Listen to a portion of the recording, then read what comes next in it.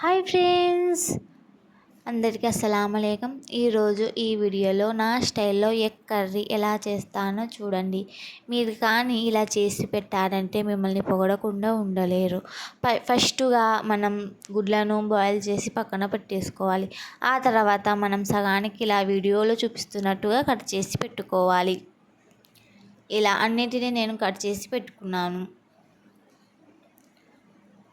ఆ తర్వాత ఒక మిక్సీ జార్ తీసుకొని అందులో కొద్దిగా సోపు,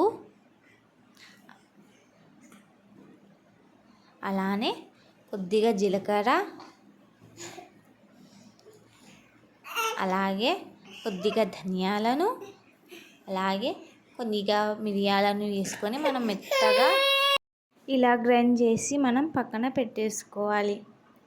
అదే గిన్నెలో మనం సన్నగా తరిగి పెట్టుకున్న ఓ 2-3 టమోటాలను, అలాగే సగాన్ని కట్ చేసి పెట్టుకున్న ఓ 2-3 పచ్చిమిరపకాయలను, అలాగే కొద్దిగా పుదీనాను, కొద్దిగా కొత్తిమీర వేసుకొని, అలాగే 2 వెల్లుల్లి రెబ్బలు వేసుకొని మనం మెత్తగా మిక్స్ చేసి పెట్టుకోవాలి. స్టవ్ వెలిగించి ప్యాన్ పెట్టి ప్యాన్లో 2 స్పూన్ల ఆయిల్ వేయాలి.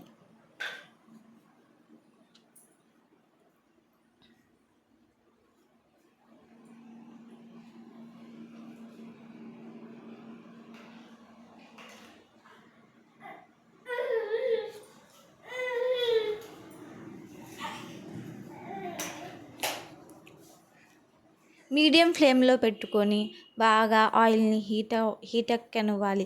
ఆ తర్వాత మనం సగానికి కట్ చేసి పెట్టుకున్న గుడ్లను ఇలా వీడియోలో చూపిస్తున్నట్టు విధంగా మనం పెట్టుకోవాలి.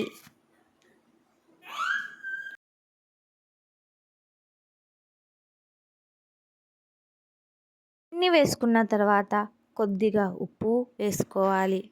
ఆ తర్వాత చిటికెడంత పసుపు వేసుకొని మనం దాన్ని బాగా ఉడకనివ్వాలి.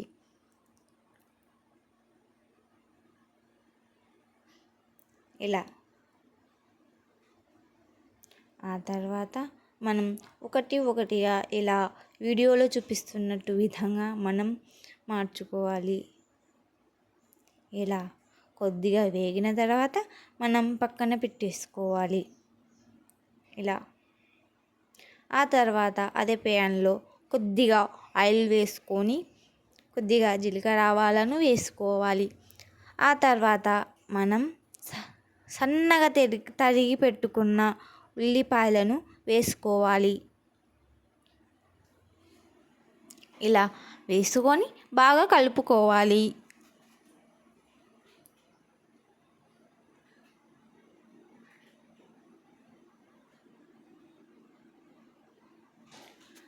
ఆ తర్వాత కొద్దిగా కరివేపాకును వేసుకొని మంచిగా కలుపుకోవాలి.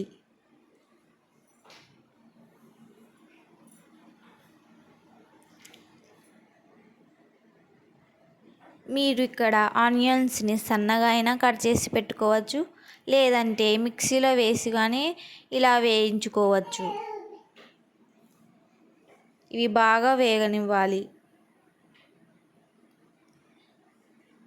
ఇలా రెడ్ కలర్ వచ్చేంత వరకు మనం వేయించుకోవాలి. బ్రౌన్ కలర్లో వచ్చేంత వరకు మనం వేయించుకోవాలి.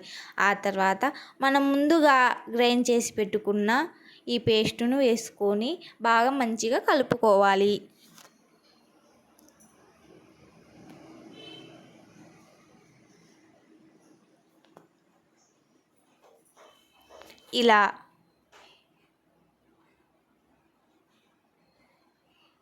ఇలా మనకు నూనె పైకి తేలిన తర్వాత తగినంత పసుపు, అలాగే తగినంత ఉప్పు, అలాగే తగినంత కారం వేసుకొని మంచిగా కలుపుకోవాలి.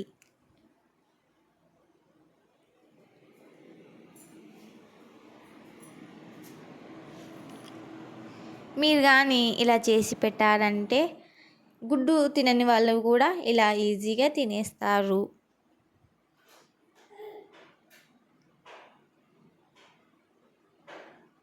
కొద్దిగా కారం వేసుకొని బాగా మంచిగా కలుపుకోవాలి.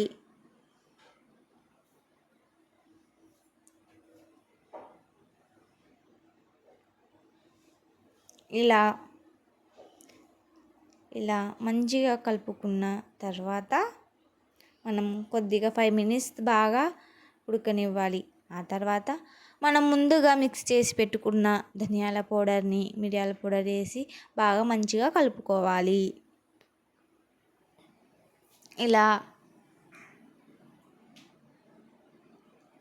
ఇలా కొద్దిగా వేగిన తర్వాత మనం కొన్ని నీళ్లు వేసుకోవాలి.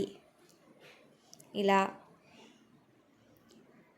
నీళ్ళు వేసుకున్న తర్వాత మనం 10 మినిట్స్ బాగా ఉడకనివ్వాలి. ఉప్పు కారం ఏమన్నా తక్కువ ఉంటే మనం ఇప్పుడే చూసుకోవాలి. ఆ తర్వాత మనం ముందుగా చేసి పెట్టుకున్న గుడ్లను వేసుకొని అలాగే కొద్దిగా గరం మసాలా వేసుకొని బాగా వాటిని ఒక 5 మినిట్స్ బాగా ఉడకనివ్వాలి. ఇంకా మన ఛానల్ని ఎవరైనా సబ్స్క్రైబ్ చేసుకోకపోతే ప్లీజ్ నా ఛానల్ని సబ్స్క్రైబ్ చేసుకోండి. ఇక 5 మినిట్స్ తర్వాత పైన కొత్తిమీర వేసుకొని సర్వ్ చేసుకుంటే ఎంతో టేస్టీ అయిన ఎగ్ కర్రీ రెడీ. అలాగే